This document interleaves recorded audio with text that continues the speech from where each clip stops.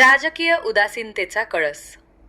सरपखेड ते धोडप बुद्रुक हा अत्यंत महत्त्वाचा ग्रामीण रस्ता गेल्या तब्बल 20 वर्षांपासून पूर्णतः बंद अवस्थेत आहे।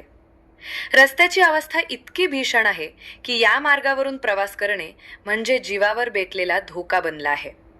मोठमोठे खड्डे, चिखल आणि दगडधोंड्यांमुळे हा रस्ता आता रस्ताच राहिला नसून अपघातांचा सापळा ठरला आहे। या रस्त्याच्या दयनीय अवस्थेमुळे अनेक महिलांना रस्त्यातच प्रसूती होण्याची वेळ आली आहे। अनेक नागरिकांचे अपघात होऊन मणके मोडले आहेत, तर अनेकांना कायमस्वरूपी पाठीचा गंभीर त्रास सुरू झाला आहे। आजही या रस्त्याने प्रवास करणारे नागरिक भीतीच्या छायेत जगत आहेत। विशेष म्हणजे या सरपखेड धोडप बुद्रुक रस्त्याकडे गेल्या 20 वर्षांपासून लोकप्रतिनिधी आणि राजकारणी यांनी पाठ फिरवली आहे।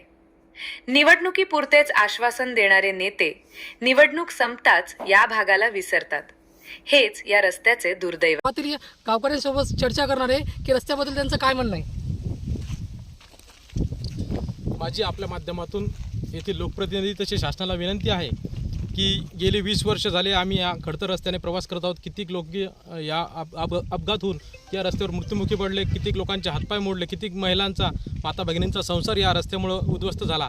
माझी आपल्या माध्यमातून शासनाला आणि येथील लोकप्रतिनिधींना कळकळीची विनंती आहे की आपण येणाऱ्या पंचायत समिती आणि जिल्हा परिषद निवडणुकीच्या अगोदर आम्हाला न भेटता सुरुवातीला आमच्या रस्त्याचं काम करून द्यावं आणि त्यानंतरच आमचं मतदान घ्यावं, नाहीतर आम्ही सरपखेडवासीय सर्वजण येणाऱ्या पंचायत समिती आणि जिल्हा परिषद निवडणुकीवर सामूहिकरित्या बहिष्कार टाकू।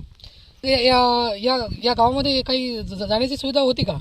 या 2-4 वर्ष अगोदर रस्ता थोडा बऱ्या प्रमाणात असल्यामुळे बस यायची, परंतु गेली 2 वर्ष झाले आमच्या येथील जे काही मुलं शिक्षणासाठी रिसोडला बाहेरगावी जात असतात त्यांना बस सेवेची सुद्धा सेवा उपलब्ध नाही, तसेच खाजगी वाहनसुद्धा या रस्त्याने जात नाहीत।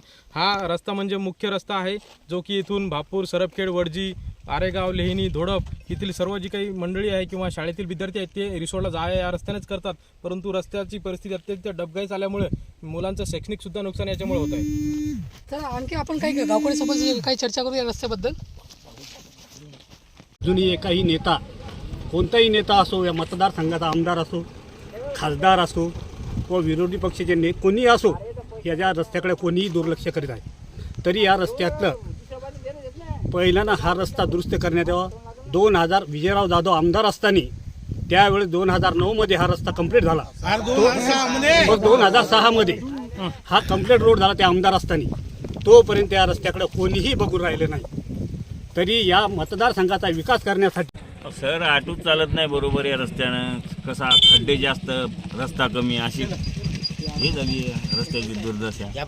हम कम से कम भी 30 साल से ये देखते आ रहे सर कि ये रास्ते का जितना भी काम है सर, 2 किलोमीटर होता 4 किलोमीटर छोड़ते, 4 किलोमीटर होता 2 किलोमीटर छोड़ते।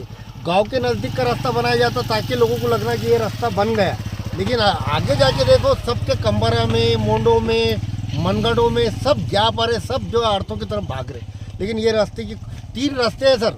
डोनगांव जाने के लिए रिसोर्ट है, डोनगांव जाने का मसला, पेन मार के जाओ तो भी यही हाल है, गोबनी मार के जाओ तो भी ये हाल है, आरेगांव मार के, ये धोड़प मार के जाओ तो भी ये हाल है। यहाँ पर कम से कम भी 10 साल से एक भी बस नहीं है सर। एक भी आदमी को जाने के लिए बस नहीं, कोई सुविधा नहीं। मोटरसाइकिल पे जा रहे तो मोटरसाइकिल के टायर एक बालिश के रहते